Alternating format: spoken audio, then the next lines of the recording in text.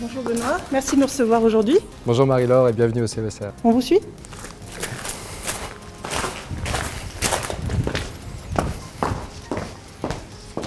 Le Centre d'études supérieures de la Renaissance est un laboratoire de recherche qui réunit une centaine de chercheurs et également toutes les disciplines des sciences humaines qui sont très engagés dans les humanités numériques avec cette part du digital dans la fabrique même des savoirs.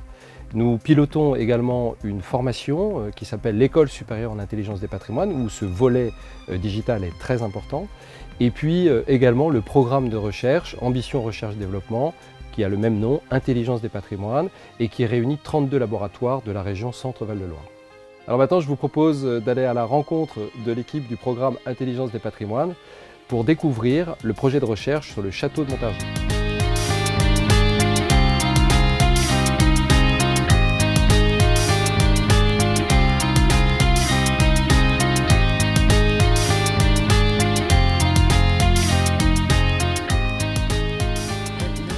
Le programme Intelligence des patrimoines est un programme de recherche interdisciplinaire qui porte sur l'étude et la valorisation des patrimoines, qu'ils soient culturels ou naturels, en région Centre-Val de Loire.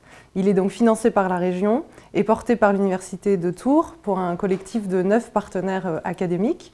C'est un réseau de 360 chercheurs, plus de 140 projets fédérés et donc une équipe de coordination d'une vingtaine de personnes qui vient en appui aux chercheurs à la fois pour concevoir de nouveaux projets de recherche interdisciplinaires, mais aussi pour élaborer des projets de valorisation que nous allons proposer au grand public par l'intermédiaire principalement des sites patrimoniaux régionaux.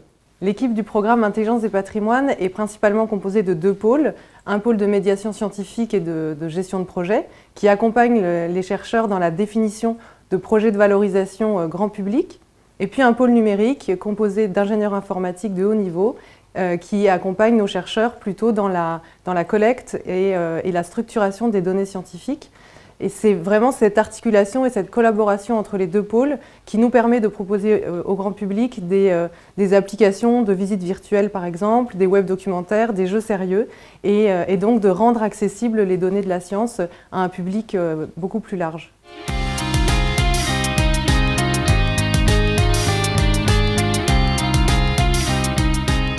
Le travail de Cyril s'intègre parfaitement bien dans le programme ARD Intelligence des patrimoines. C'est un dispositif doctoral CIFRE avec un partenariat public-privé qui a l'originalité de mêler la recherche fondamentale avec la recherche pratique et d'intégrer les sciences digitales avec les sciences humaines. Alors pour Cyril, c'est tout à fait innovant et ça lui permettra, à partir de cette reconstitution du château et de ses jardins, d'ouvrir de nouvelles perspectives professionnelles. Mes recherches portent sur la cour de Renée de France à Montargis. Renée de France, c'est une princesse royale, née en 1510 à Blois. C'est la fille du roi Louis XII et de la reine Anne de Bretagne. Elle va devenir l'épouse du duc de Ferrare, va vivre pendant 32 ans en Italie du Nord, puis, au moment de son veuvage, revient sur ses terres de Montargis et s'installe au château. Le château royal de Montargis est un château dont on ne connaît pas très bien les origines, mais qui s'est développé sans doute au XIIIe siècle sous le roi Philippe II Auguste. Il a eu ensuite plusieurs phases de développement et de transformation, notamment sous Charles V au XIVe siècle. Et puis, Renée de France, au XVIe siècle, est venu l'embellir de vastes jardins. Après Renée de France, le château est la propriété des ducs d'Orléans. Il subit plusieurs phases de réaménagement, de transformation, des bâtiments sont détruits. Et puis, au début du XIXe siècle, ce château est démantelé par un entrepreneur qui décide de vendre ses matériaux comme si on vendait des pierres dans une carrière. Mon travail de recherche porte sur le XVIe siècle, au moment où le château est occupé par la cour de Renée de France. La cour, c'est mon objet d'étude, ça fait référence à 2 éléments, au moins. Un groupe de serviteurs au service de la princesse royale, mais aussi le lieu où ces personnes résident, c'est-à-dire le château de Montargis. Et ces 2 éléments, les serviteurs et le château, permettent à Renée de France d'adopter le mode de vie, de vivre selon le rang d'une princesse royale. Les jardins du château de Montargis s'inspirent dans leur plan du plus célèbre roman de la Renaissance qui s'intitulait Le songe de Polyphile et qui proposait dans son dernier chapitre une description d'un jardin idéal, d'une île circulaire ordonnée par la géométrie. On retrouve ce plan de l'île de Cythère, décrite donc dans ce roman, à Montargis. Et c'est pourquoi nous avons choisi d'intituler ce projet « Le songe de René de France », en référence donc à ce roman majeur à cette époque qui a inspiré de nombreux architectes, et en même temps pour créer une forme de distance par rapport à l'interprétation qu'on a eue d'un château disparu à partir des données de notre recherche. Le projet se compose de 2 étapes. La première, de modéliser en 3 dimensions virtuellement le château et les jardins à la Renaissance, au XVIe siècle. Et la deuxième étape, d'intégrer donc la réalisation de la maquette 3D à des applications numériques pour de la médiation culturelle et scientifique. L'objectif de la modélisation en 3 dimensions, c'est sur le plan scientifique de rassembler des données diverses, de les mettre en application pour essayer de redonner forme à des éléments qui ont disparu et ainsi proposer un modèle virtuel en 3 dimensions du château et des jardins à la Renaissance et d'expérimenter des hypothèses de travail à partir de nos résultats de recherche. Sur le plan culturel, l'objectif est d'intégrer la maquette 3D du château et des jardins à la Renaissance à des applications de médiation numérique qui vont permettre au plus large public possible de découvrir ce monument disparu, ces jardins et leur histoire. Au cours de ma licence et de mon master en histoire, je n'ai pas appris à utiliser des outils numériques pour modéliser un château en 3D ou encore pour faire des applications numériques de médiation scientifique. C'est un projet qui est arrivé au cours de ma thèse de doctorat et c'est pour ça que j'ai été mis en rapport avec des professionnels au sein du programme Intelligence des patrimoines pour m'aider à réaliser ce projet.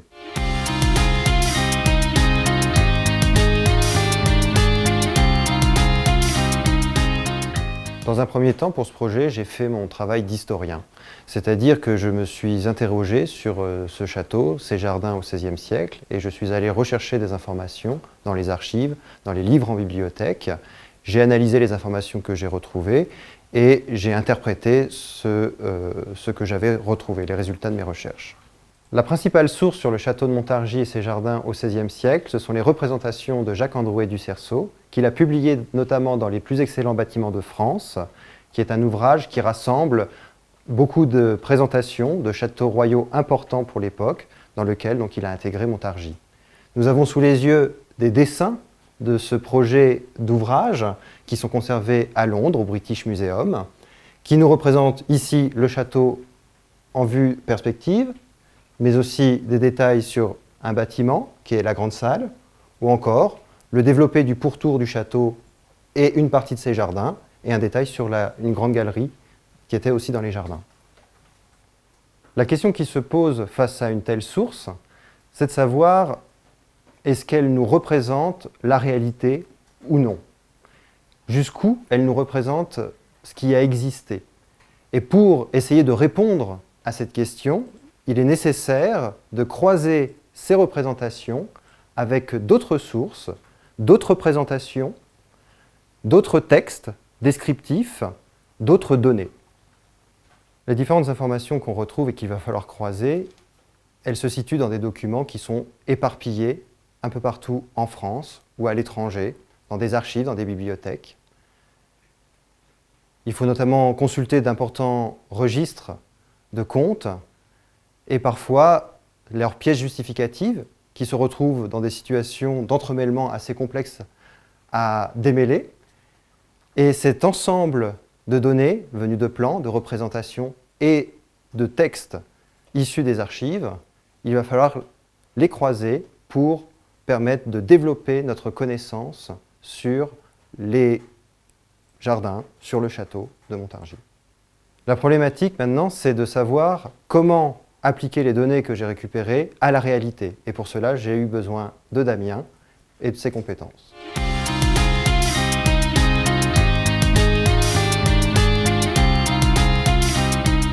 En tant qu'archéologue, j'ai une expérience de terrain qui me permet de confronter les données, le passé, à la réalité. Et c'est dans cette perspective que j'ai essayé d'aider Cyril, d'aider le projet, afin de relever la réalité physique du terrain. Donc la première étape du projet consiste à travailler en 2 dimensions sur des systèmes d'information géographique. Donc on va repartir de la réalité avec le parcellaire actuel, ainsi qu'un modèle numérique de terrain obtenu grâce à l'IGN. Sur ces données physiques réelles, on va projeter les cartes historiques. La première référence qu'on va utiliser est une carte historique relativement récente, relativement peu déformée et qui correspond assez bien à la réalité, même si on note un certain nombre déjà de déformations par rapport au plan d'origine. Puis dans un deuxième temps, on va s'appuyer sur cette carte historique et aussi sur la topographie qu'on garde en fond pour reprojeter le plan le plus ancien, celui du XVIe siècle, le plan de Ducerceau, qui pour le coup accuse un certain nombre de déformations, notamment qu'on constate ici au niveau des tours et dans la partie nord-est du château où là il y a vraiment une grosse déformation, ainsi que le jardin qui n'est plus du tout la représentation assez parfaite qu'on voit sur le plan d'origine. Donc dans un deuxième temps, une fois obtenues les données en 2 dimensions géoréférencées, on projette ces informations en 2 dimensions en 3 dimensions pour observer comment se comporte le plan avec le terrain en 3D, ce qui nous permet d'une part d'observer la position approximative des bâtiments qui ont aujourd'hui disparu, mais aussi de constater des transformations du relief dans le temps entre la période de la Renaissance et la période actuelle, ce qui pose un certain nombre de questions sur la position du jardin et la taille du jardin par rapport à ce qu'on considérait être les limites physiques matérialisées de ce jardin dans le terrain actuel. Donc dans un troisième temps, on va enrichir cette visualisation 3D avec un certain nombre d'éléments numérisés sur le terrain, c'est-à-dire, comme vous pouvez le voir, les bâtiments qui ont été scannés ici avec un scanner laser terrestre qui donne des références de certains éléments encore en place actuellement, et également aussi des données archéologiques sous forme de données géoradar qui permettent de relever le bâti encore existant mais qui est situé sous le sol actuel. Notamment ici, on voit le donjon du château. Ces données géoradar permettent de confronter la projection des plans anciens avec la réalité de ce qui existe encore sous le sous-sol pour vérifier si effectivement ces plans correspondent à peu près en termes d'emplacement des bâtiments à ce qu'on peut encore retrouver dans le sous-sol du château. On constate donc que Jacques Androuet Ducerceau a conservé une vision idéale de son projet de jardin, puisqu'il y existe un décalage entre son plan et le relevé de la réalité. Il était donc essentiel de passer par cette étape pour arriver à modéliser au plus proche de la réalité historique. Maintenant, nous allons pouvoir modéliser le château, ses jardins, le terrain, son environnement, et cela se fait avec l'aide de Johan. Donc pour cette étape de modélisation, on va procéder avec une méthode qu'on peut qualifier de méthode en entonnoir, c'est-à-dire qu'on va commencer par modéliser à large échelle et ensuite apporter davantage de précision, et donc par étapes, et à l'issue de chaque étape, venir valider scientifiquement et techniquement le résultat de modélisation.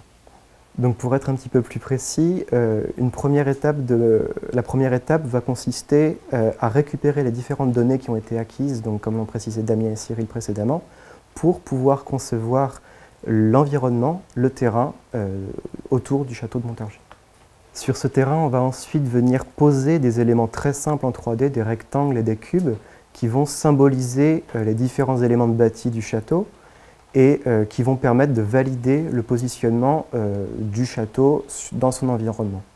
On va pouvoir maintenant préciser le modèle en apportant des détails et ainsi arriver à un modèle 3D optimal du château de Montargis. Donc à partir du modèle optimal que l'on a ici, on voit qu'on a un modèle qui est complètement gris et on ne peut pas dire par exemple tel élément 3D correspond à tel matériau. Donc pour cela, on va exécuter une tâche de texturing, donc pour venir préciser ces matériaux. Enfin, la dernière étape a été d'importer les différents végétaux pour composer les jardins du château.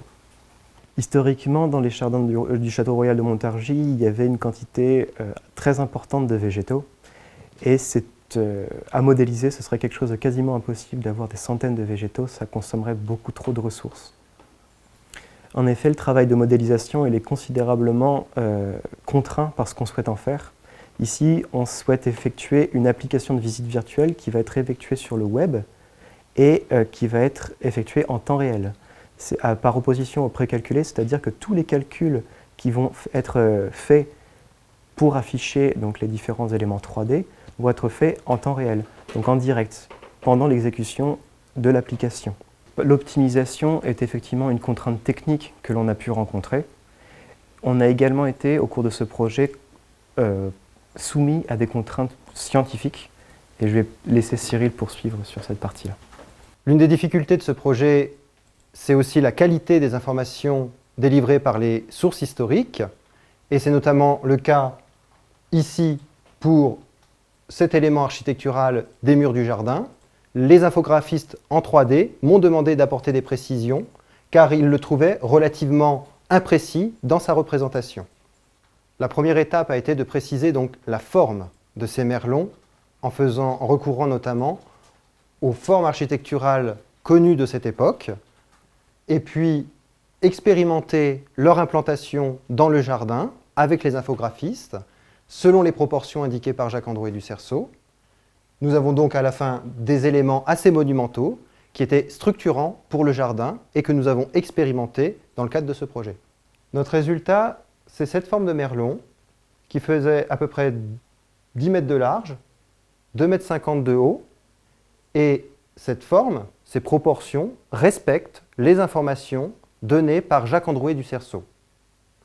Le problème, c'est qu'aucune autre source, aucune archive ne nous décrit ces merlons, à part Jacques-Androuet du Cerceau, qui, on l'a vu, a tendance à un peu idéaliser les représentations des formes architecturales du château à Montargis. On s'interroge donc sur l'existence réelle de ce type d'éléments qui étaient très structurants pour le château, pour le jeu de perspective sur le château et son environnement depuis les jardins. Une fois qu'on a modélisé le merlon, se pose la question de sa réalisation. Est-ce qu'il a existé vraiment sous cette forme? Et ça, avec le numérique, on a pu essayer d'expérimenter cette forme sur les jardins. On s'est très vite rendu compte qu'il ne fallait pas réaliser une seule forme de merlon, mais plusieurs, car les formes varient en fonction de l'inclinaison du terrain, les largeurs varient selon le côté des jardins où l'on se situe, c'est-à-dire que les allées tracent des perspectives concentriques vers le château, la largeur du merlon côté des grands jardins et de l'environnement est plus large que celle du château. Il a donc fallu adapter la largeur en fonction de l'endroit où on positionnait le merlon. Au sujet des labyrinthes, Jacques-Androuet du Cerceau nous a proposé au moins 2 formes de merlon et le numérique nous a aidé à en sélectionner une qui pouvait correspondre à une largeur de 20 mètres qui correspondait donc à celle des labyrinthes. Mais là, le numérique a été utile pour expérimenter la forme, les proportions et vraiment positionner, appliquer ces éléments d'architecture au jardin.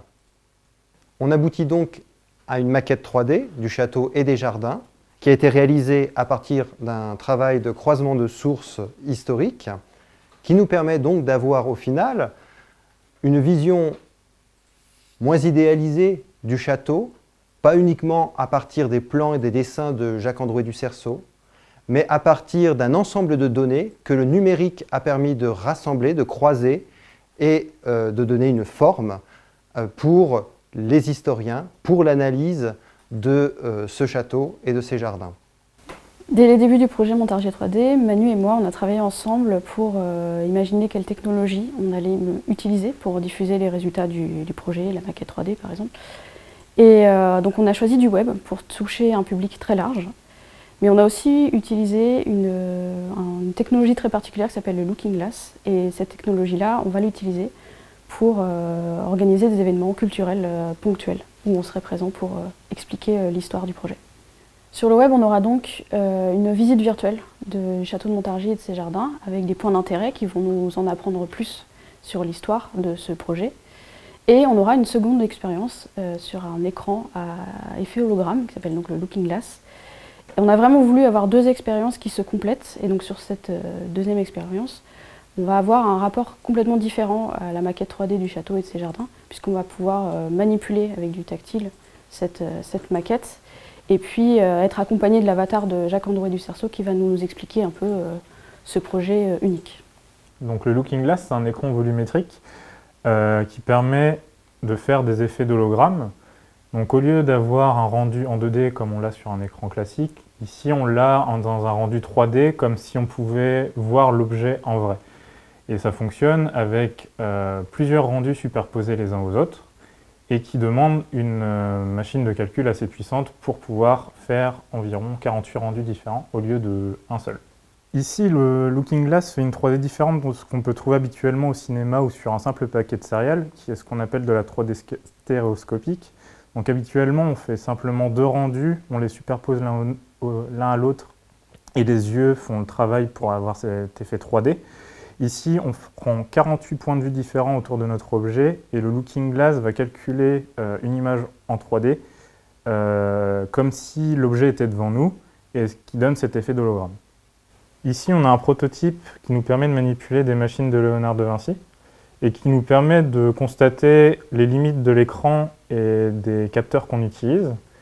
Et ça nous permet ensuite de mieux définir nos attentes vis-à-vis du projet, d'autres projets comme Montargis 3D, pour ainsi redéfinir les interactions, le matériel qu'on va utiliser, mais également définir aussi les contraintes qui vont être liées à la modélisation. Le projet Montargis 3D s'inscrit dans la saison culturelle des 500 ans de Renaissance en Centre-Val de Loire. Et dans ce cadre, nous avons développé un site web interactif qui s'appelle le Renaissance Transmedia Lab, que vous pouvez retrouver en ligne. Il s'agit d'un atelier numérique sur lequel sont présents l'ensemble de nos applications de médiation grand public qui sont liées à la Renaissance. Et donc Montargis 3D y a évidemment une page dédiée. Ce projet permet à la fois de montrer le renouvellement des pratiques de la recherche en histoire, très en lien avec la recherche en informatique, mais aussi de montrer l'ouverture possible de la recherche vers le grand public et cette articulation très riche entre les sciences historiques, les sciences du numérique et les sciences de la médiation.